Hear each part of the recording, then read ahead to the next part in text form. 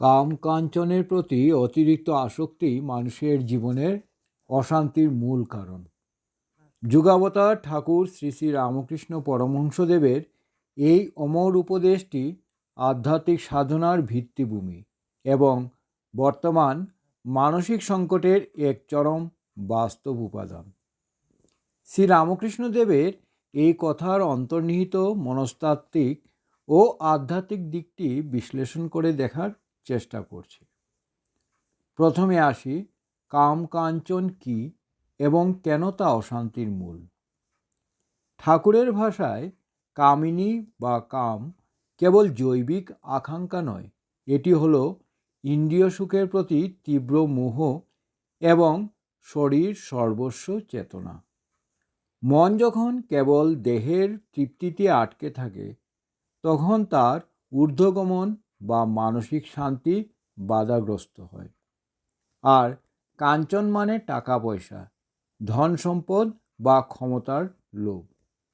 প্রয়োজন মেটানোর জন্য অর্থ দরকার, কিন্তু অতিরিক্ত লোভ মানুষকে স্বার্থপর, অহংকারী ও হিংস্র করে তোলে, যা পারিবারিক ও সামাজিক অশান্তি ডেকে আনে। তাহলে এইগুলি কেন অশান্তির কারণ? এই দুটি বস্তুর স্বভাবই হলো এরা যত পাওয়া যায়, পাওয়ার তৃষ্ণা তত বাড়িয়ে দেয়।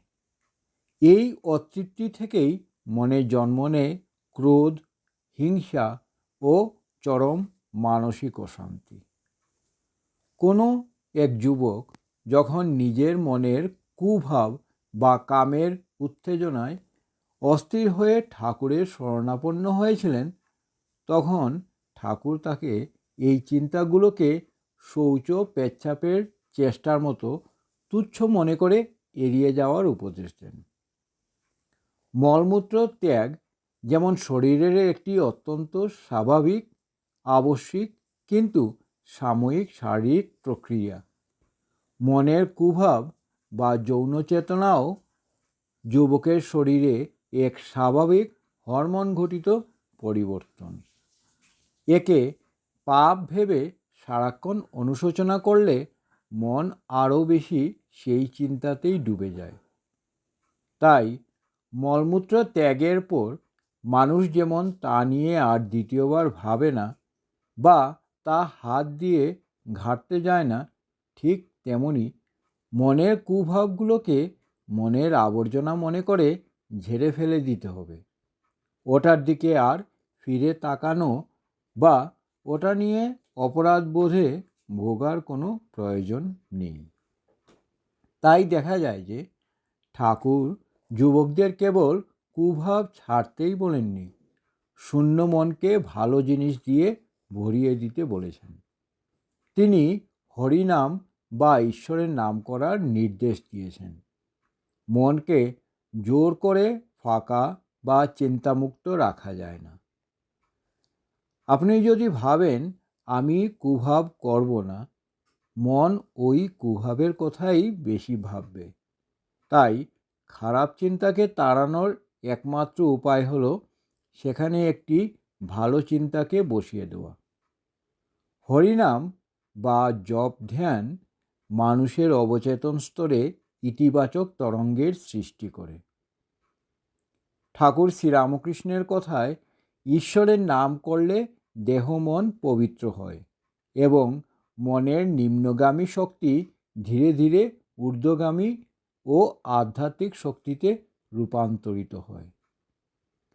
আজকের ইন্টারনেট, সোশ্যাল মিডিয়া বা পর্নোগ্রাফির যুগে যুবসমাজ যেভাবে মানসিক অবসাদ, লক্ষ্যহীনতা ও চারিত্রিক অবক্ষয়ের মুখোমুখি হচ্ছে, সেখানে ঠাকুরের এই সহজ শিক্ষা এক যুগান্তকারী সমাধান দিতে পারে। বহু যুবক মনের সাধারণ কুভাবের জন্য নিজেকে পাপিষ্ঠ মনে করে হীনমন্যতায় ভোগে।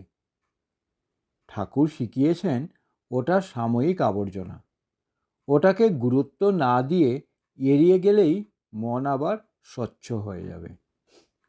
কুভাবকে অতিরিক্ত গুরুত্ব দিলে তা মনের উপর চেপে বসে, কিন্তু তাকে তুচ্ছ মনে করলে মনের জোর বাড়ে এবং সহজেই সেই মোহ থেকে মুক্তি পাওয়া যায়।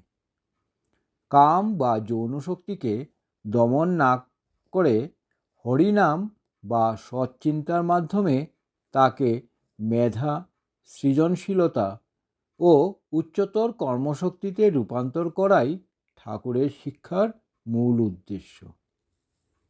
শ্রী শ্রী রামকৃষ্ণের এই উপদেশ কোনো সনাতন গোড়ামি নয়, বরং এক আধুনিক মনস্তাত্ত্বিক নিরাময়।